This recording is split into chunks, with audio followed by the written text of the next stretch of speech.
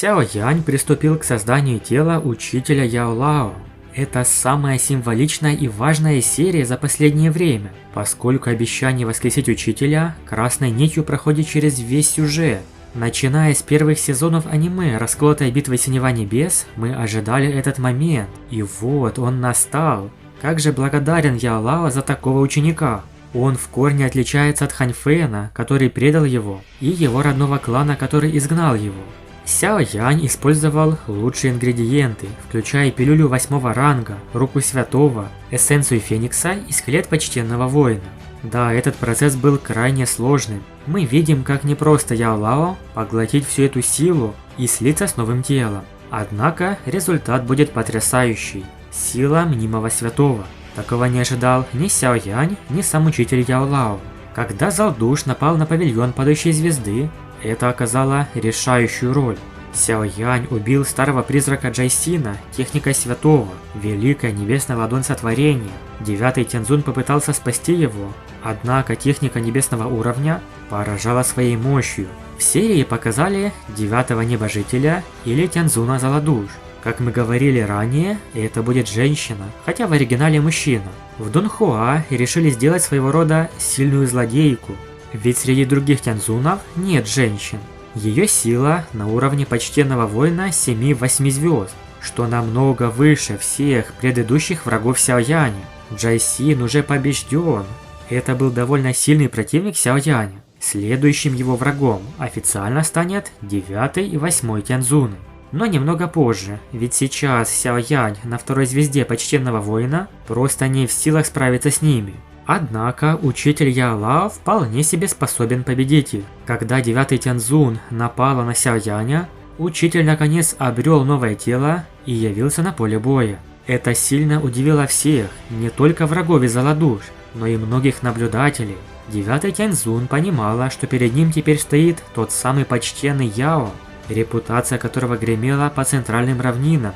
Даже учитывая свое высокомерие, она вынуждена была признать, что в одиночку она ему не соперник. 9-й Тяньцзун попыталась прикрыться именем Заладуш, но Яо Лао не стал ее щадить. Да, возвращение Яо Ченя – это большое событие для центральных равнин. Некоторые эксперты старшего поколения лучше многих понимали влияние Яо Лао в мире. Хотя и прошло уже множество лет, но никто не смог превзойти Яо Лао в навыках алхимии. Даже 3 великих главы башни эликсиров вынуждены были признать, что Яо Чень лучше их. И теперь один из лучших алхимиков центральных равнин, что исчез на многие годы, вновь явил себя. Подобные новости уж точно вызовут потрясения и большие перемены на центральных равнинах. Сяо Янь, между прочим, наблюдал за Яо Лао, взявшего преимущество в бою, но сам улыбался. При помощи могущества Яо Лао, павильон падающей звезды больше не должен беспокоиться о месте зала душ. В конце концов, несмотря на свою силу, но зал душ связан многими ограничениями. Некоторые из их экспертов не могут просто взять и напасть. А пока они связаны по рукам и ногам, павильон падающей звезды в безопасности. Действительно, в зале душ есть эксперты уровня мнимого святого Баншен или даже святого Доушен, что явно сильнее Яо Лао. Например, это 1-й Тяньцзун, а также заместитель главы и сам глава зала душ. На 2-м YouTube канале есть целое видео про иерархию зала душ. Можете глянуть, если еще не смотрели. Так вот, из-за многих причин зал душ не может просто взять и начать посылать святых, разобраться с какой-то фракцией. Они, конечно, могут, но последствия не заставят себя ждать. Взять хотя бы другие древние кланы, а также внутреннюю часть башни эликсиров, где еще мощнее эксперты. Так что наличие Яо Лао в павильоне падающей звезды – это гарантия полнейшей безопасности. Мнимый святой куда сильнее любого почтенного воина, даже 9 звезд. Сяо Янь был очень рад за учителя. Но в тот момент, когда он размышлял про себя, в небе прогремел взрыв. К сожалению, марионетка небесного зла терпела поражение от атак черного Тяньцзуна. Даже твердое тело марионетки покрылось вмятинами. Судя по всему, ей все еще не доставало силы, чтобы справиться с таким практиком. Далее Сяо Янь обратил внимание на бой между Цинлинь и белым Тяньцзуном. Присмотревшись, он изумился. Ожидаемого результата поражения Цинлинь он не увидел. Перед его глазами предстала достаточно напряженная битва, в которой оба противника яростно сталкивались друг с другом, вызывая сильные колебания в окружающем пространстве. Аура Цинлинь была похожа на древнего небесного змея. Сяо Янь сразу понял, что Цинлинь заимствовала силу души древнего существа, иначе с ее уровнем, первая звезда почтенного воина, точно было бы невозможно заставить белого Тяньцзуна сражаться с ней на пределе своих сил, даже с учетом тройных зрачков. Пока белый и черный Тяньцзуны сдерживаются, опасности не возникнет. Учитывая силу старейшин и других учеников, остальные эксперты зала душ не смогут ничего сделать. Раз у Цинлинь проблем не было, то Сяо Янь решил напасть на черного Тяньцзуна. Объединив усилия с марионеткой небесного зла, наверняка он сумеет задержать его.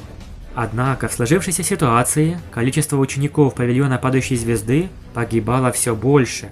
Вот почему затягивать битву с залом душ уж точно не стоит. Яо Лао не стал ждать, образовав огромную пространственную ладонь, которая понеслась как к белому, так и к черному Тяньцзуну. Занятые битвой, они заметили ее лишь в тот момент, когда она их настигла. Их лица стали пепельными от ощущения страшной разрушительной силы, содержащейся в пространственной ладони. Они упали с неба, вызвав громкий шум. Белые и черные Тяньцзуны не сумели выдержать и одного удара Яо Лао. Отправив в полет Тяньцзунов, Яо Лао вновь махнул ладонью несколько раз. Когда его удары настигали землю, все эксперты зала душ, которых настигла атака, превращались в сгусток кровавого тумана. Даже от плоти ничего не оставалось. Эксперты зала душ испытали ужас. Запаниковав, они разбежались по сторонам, так как попросту не смели оставаться здесь ни секунды. Таким образом, Яо Лао спас многих старейшин и учеников павильона. Ведь битвы велись и на земле тоже. Девятый Тяньцзун мрачным выражением смотрела на жестокие потери зала душ. Теперь ситуация вышла из-под контроля в связи с вмешательством Яо Ченя. Девятая небожительница немедленно призвала восьмого Тяньцзуна. Когда открылся проход, из него вырвалась леденящая кости чудовищная аура. Они решили вдвоем объединить силы против Яо Лао, поскольку считали, что если Яо Чень только недавно обрел тело, значит не сможет полностью пользоваться своей силой. В лучшем случае он сможет продемонстрировать 70 или 80%. Усмехнулся девятый Тяньцзун. Сяо Янь стоял и наблюдал за этим. Два Тяньцзуна зала душ находились напротив Яо Лао. Интересно, что восьмой Тяньцзун был хорошо знаком с Яо Ченем в прошлом. Однажды он потерпел от него поражение, и сейчас он хотел отомстить. А еще проверить, насколько же могуч Яо Чень теперь. Два Тяньцзуна направили мощную атаку, объединив силы.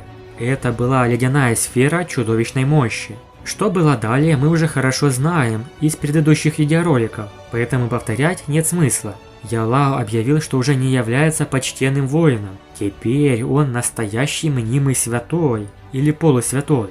Восьмой и девятый Тяньцзуны с трудом, можно сказать, чудом сбежали, поскольку Яо Лао действительно был намерен их убить. Однако его атака напоследок серьезно ранила каждого из них.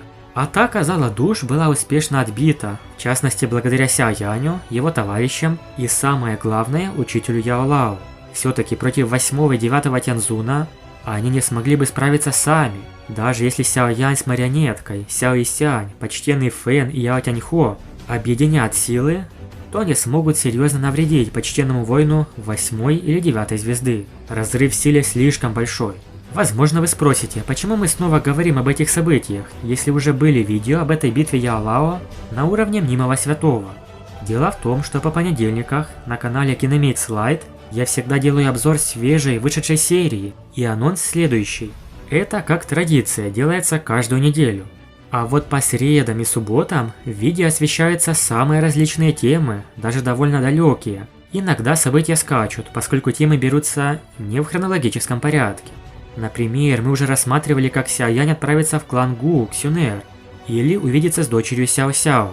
Однако серии постепенно догоняют эти события, что мы рассматривали в субботних видео. Но я все равно делаю обзор и ближайший анонс, как сегодня. Поэтому кажется, что те ролики пересекаются с другими, ранее вышедшими. Но я стараюсь находить детали и подробности, которые не упоминались ранее, чтобы было интереснее смотреть. Поэтому надеюсь на ваше понимание и поддержку в этом плане.